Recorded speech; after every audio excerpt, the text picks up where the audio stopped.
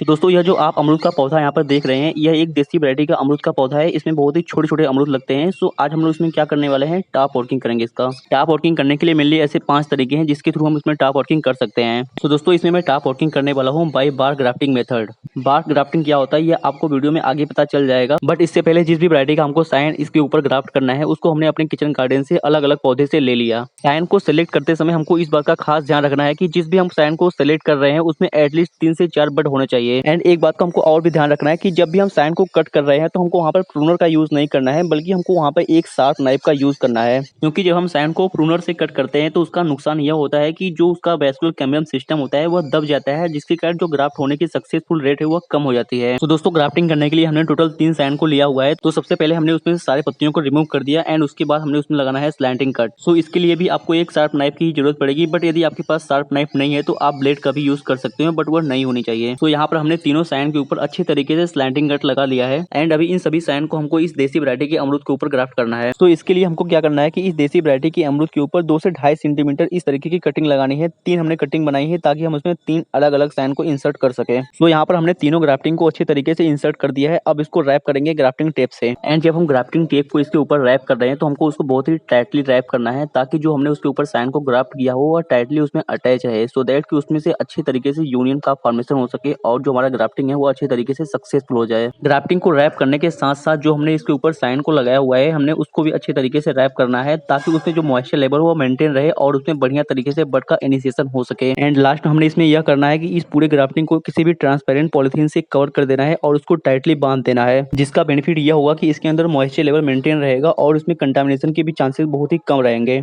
And दोस्तों इस grafting को सक्सेसफुल होने में 20 से 25 दिनों का समय लगता है। सो नेक्स्ट अपडेट मैं आपको इसके बाद ही दूंगा। एंड दोस्तों if you like my content then please subscribe my YouTube channel and keep watching. Thank you.